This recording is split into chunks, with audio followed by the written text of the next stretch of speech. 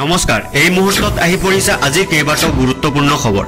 আজি 16 অক্টোবৰ অসমৰ বিভিন্ন প্ৰান্তৰ পৰা আহিছে কেইবাটাও গুৰুত্বপূৰ্ণ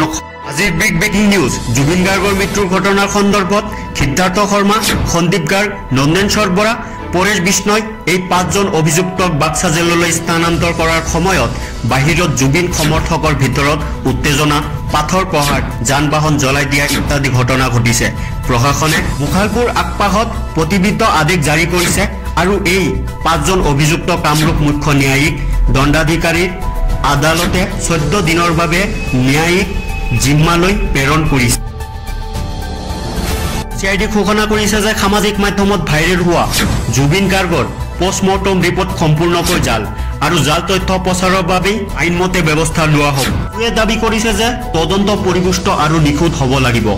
যেন কোনো সন্দেহ অবিহিষ্ট নাথাকে সমত তামসা ক্ষেত্ৰত কংগ্ৰেছৰ অভিযোগ বিজেপিয়ে আগত দিয়া প্ৰতিশ্ৰুতি পূৰণ কৰা নাই মন্ত্ৰীয়ে জুবিনৰ মৃত্যুৰ ঘটনাৰ অনুসন্ধানৰ বাবে আনুষ্ঠানিক তদন্ত গঠন কৰাৰ সিদ্ধান্ত লৈছে টকাৰ পথ নিৰ্মাণৰ উৎকোচ গোচৰত CIDয়ে NHIDCLৰ এজন বিষয়াক কলকাতাৰ এজন সহযোগীৰ সৈতে গ্ৰেপ্তাৰ কৰে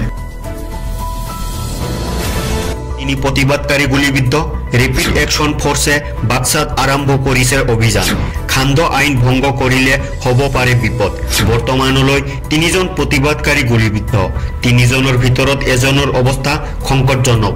বাক্সাত কৰ্তন কৰা হ'ল ইন্টাৰনেট সেৱা ভয়ংকৰ পৰিস্থিতিৰ প্ৰতি লক্ষ্য ৰাখি সিদ্ধান্ত অসম চৰকাৰৰ BNSSৰ 61 ধাৰা জাৰি মছলপুৰত নিকাছি বাক্সাত জাৰি কৰা হৈছে খান্দ আইন 500 মিটাৰ এলেকাৰ ভিতৰত সমাবেশৰ বাধা অৰুণোদয় আঁচনি 3.0 আৰম্ভ কৰা হৈছে বা অতি সোনকালে মুকলি কৰাৰ পৰিকল্পনা চলি আছে এই আঁচনিৰ অধীনত হিতাধিকাৰী পৰিয়ালবোৰক মহিলাক দিয়াৰ সাহায্য পৰিমাণ বৃদ্ধি কৰি মাহিলী 1250 টকা বা 1400 টকা কৰা হৈছে বৰ্তমান প্ৰায় 40 লাখ দুখীয়া পৰিয়ালক এই আঁচনিৰ সুবিধা দিয়াৰ লক্ষ্য লোৱা হৈছে 2025 বৰ্ষটো কিতাপৰ বছৰ হিচাপে পালন কৰাৰ বাবে অৰুণোদয় আঁচনি হিতাধিকাৰীসকলক এখনকৈ কিতাপ দিয়াৰ কথা ঘোষণা কৰা হৈছে ভাৰতৰ সৈতে সামিল হোৱাৰ বিৰোধিতাৰে